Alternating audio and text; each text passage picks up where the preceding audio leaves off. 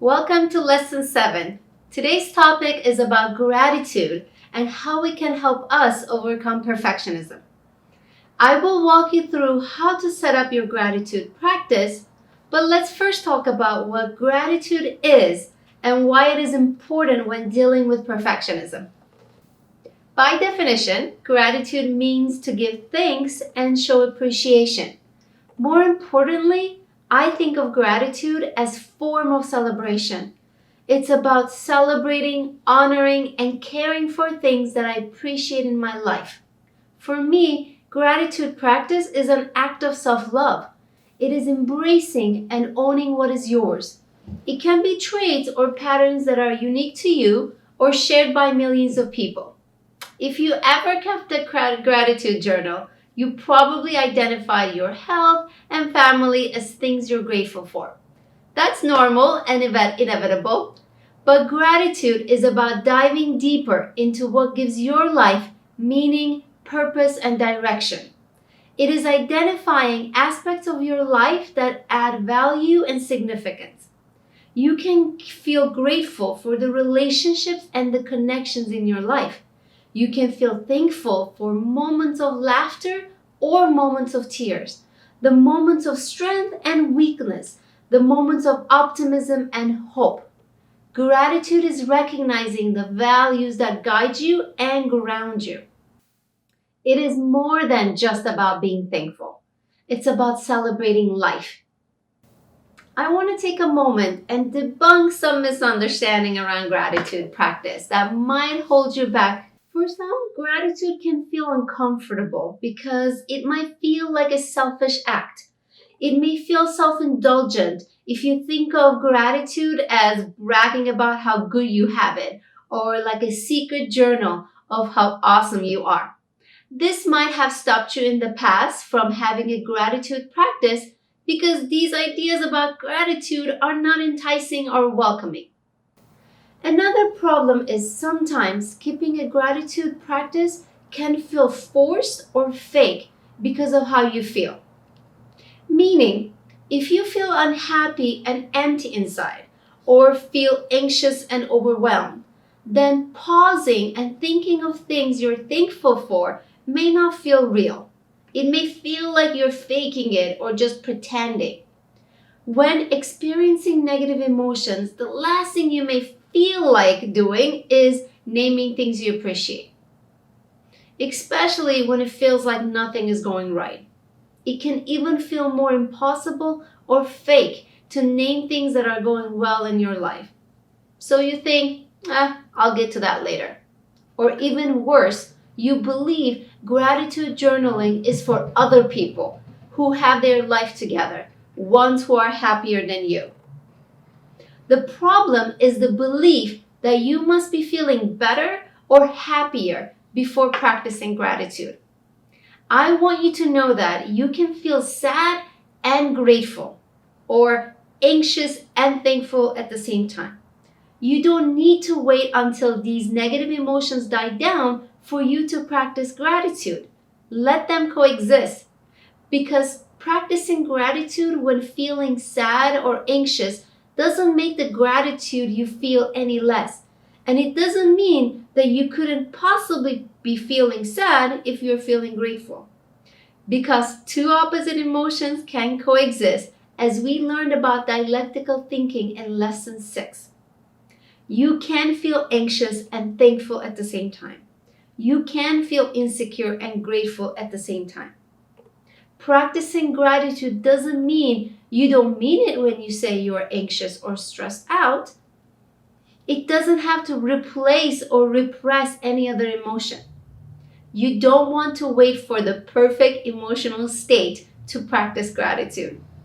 The idea is that we can be feeling all sorts of emotion and still make room for gratitude. One of the hardest things about gratitude practice is when we feel like there isn't much to be grateful for. Especially when perfectionism is all about how the cup is always half empty and there's always more to do. So gratitude practice feels hard when perfectionism has programmed us to always focus on the next task and the next thing.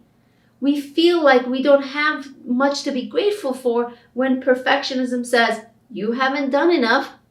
To break this cycle of perfectionism and to stop hyper-focusing on what needs to get done, gratitude redirects our attention to celebrating what has already been accomplished.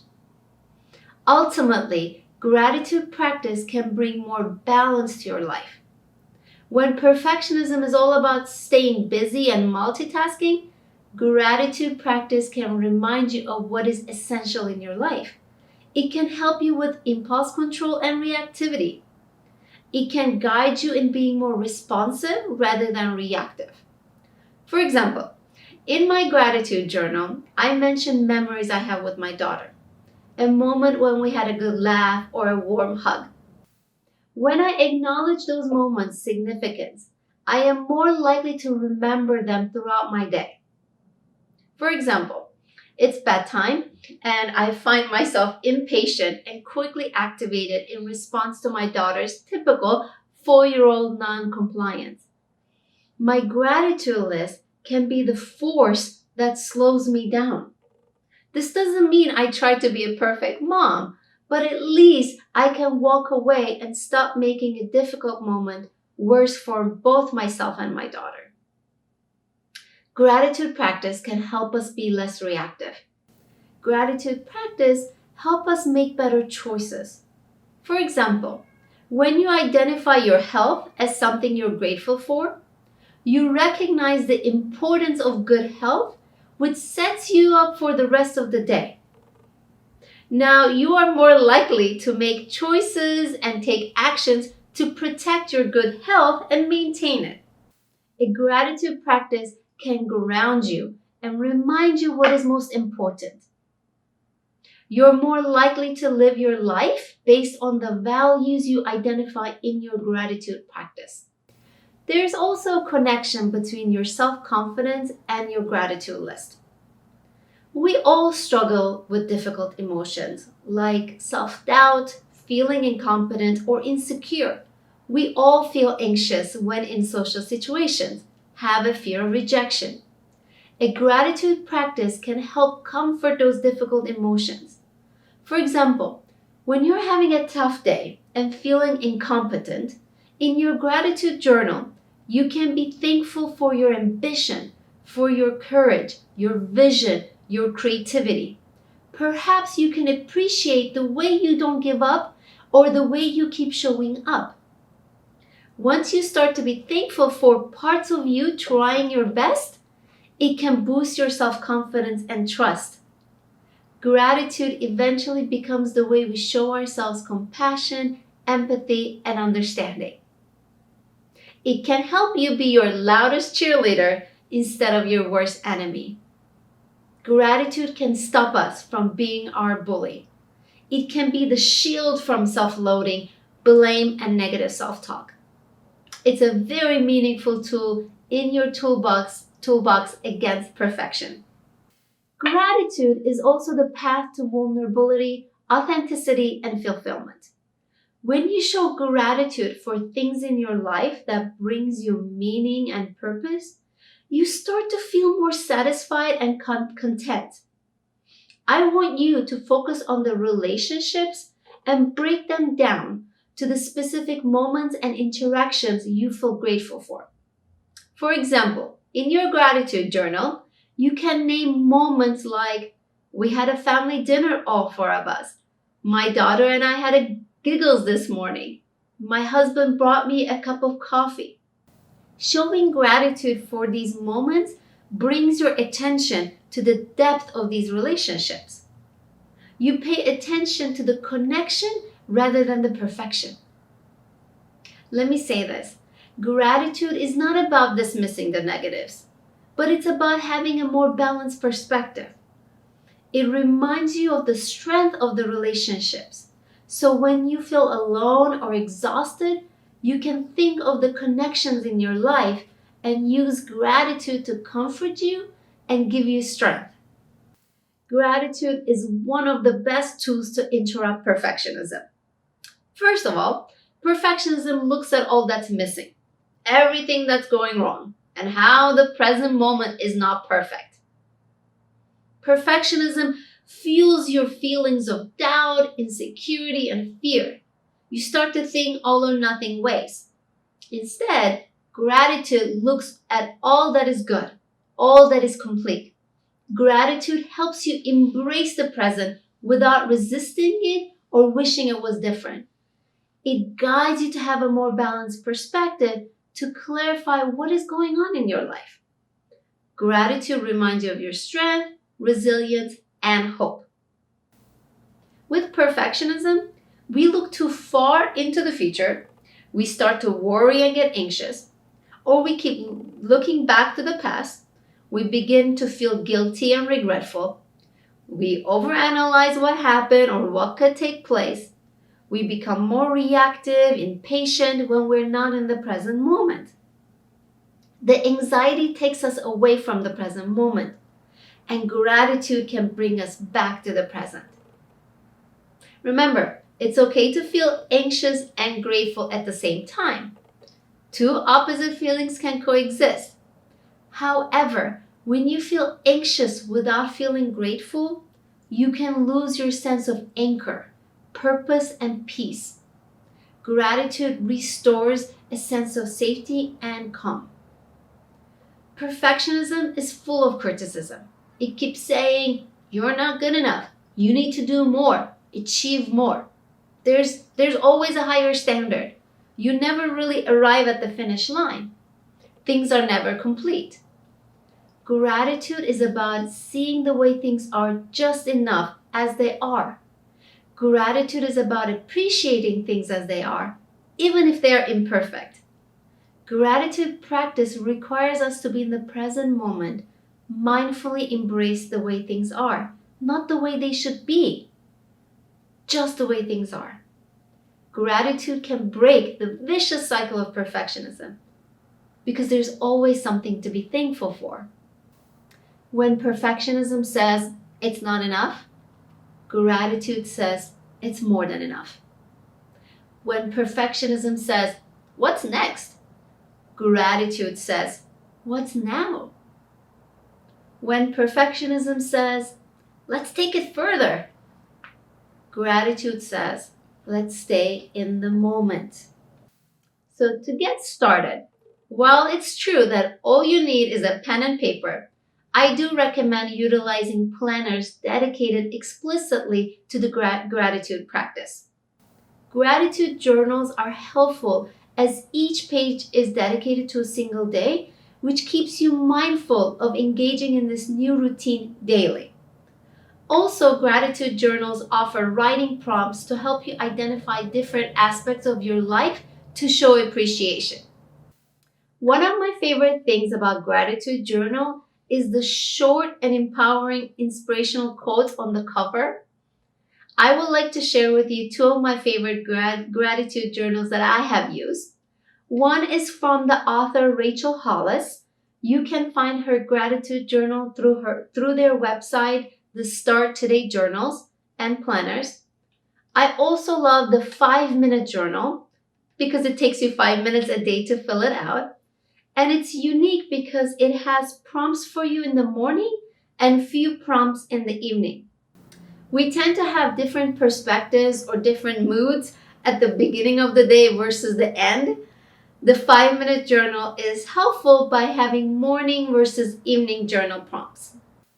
Once you have your writing prompts, I want you to choose a place and time to complete your gratitude practice.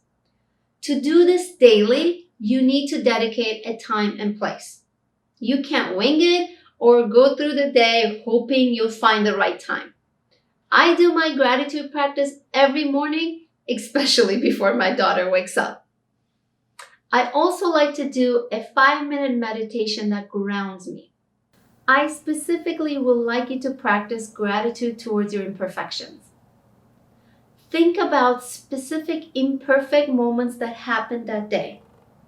Maybe today, during work meetings, you had the wrong data or didn't have the right answer to a question. That imperfect moment made you feel embarrassed. It triggered negative thoughts like, "I'm a fraud. They all see through me. I don't deserve this position. I'm just a placeholder. Now it's bedtime, and part of your evening routine is writing on your gratitude journal. I want you to think of this imperfect moment and explore things you can be grateful for. It could be like, I am grateful for my mistake because it showed me how patient my team is with me. I am grateful for the imperfect moment at work because it showed me that I need to slow down. You can also practice the following gratitude affirmations every day. I am grateful for my mistakes. They are my mentors. I am grateful for my imperfections. They teach me to love myself. I am grateful for my support system. They remind me I don't have to do things alone. Gratitude for our imperfections help us shift our mindset where instead of thinking of your imperfections as something that is happening to you, as if you're the victim, instead you can think of your imperfections as experiences that are happening for you. In your journal, you can practice gratitude by naming few things you're thankful for. You can use the 5-minute journal to help you set it up or other journals. But specifically for this course, I want you to create a practice where you're giving gratitude to at least one imperfection that happened every single day. For example, you can choose to have more traditional gratitude practice where you name 3 things you're grateful for, plus you will name one imperfection and share gratitude towards it. Now that you have everything you need to get started, I don't want you to delay it. Don't wait until you feel ready. There is no perfect time or place or mood to start your gratitude journaling. Honestly, the time is now. You start today and write down 3 to 5 things you're grateful for. You can start small and spend only a few minutes a day. Maybe only name 1 or 2 things you're grateful for. Keep it short and straightforward so you can get started. No need to seek perfectionism when it comes to your gratitude practice. If you need inspirations, search Instagram or Twitter. Many people share their gratitude list that can give you new ideas. It's not cheating, it's only learning from others. When you make time to write down things you're grateful for, please don't rush. Slow down. Go somewhere private. Take a deep breath. Be in your body and be present as much as you can. You want to write things from your heart and soul. Lastly, do it as often as you can. It's okay to start your gratitude journal on the weekends where you don't feel rushed. Or you might want to practice gratitude during the weekday and take the weekends off. However you want to start it, just stay consistent. See where your gratitude practice will take you. Gratitude is more than just an emotion. It's a lifestyle. When you exercise gratitude, you connect with your true self, resiliency, strength, and optimism. Deepak Chopra is quoted to say, "Every thankful thought makes me healthier." Gratitude practice helps us be more present, more content as we focus on what is here. One more thing before you go. Gratitude is not an end-all solution to finding happiness or taming anxiety. It won't solve all your problems or bring you some magical peace with sparkles. But believe me when I say that it is an irreplaceable tool in your toolbox. It will help to create a system that you can utilize when for good and bad days. I never heard anyone say they regret practicing gratitude. Let's pause here. Go ahead and download your worksheet below. Share any questions, any ideas with all of us below under comments, and I'll see you in the next video.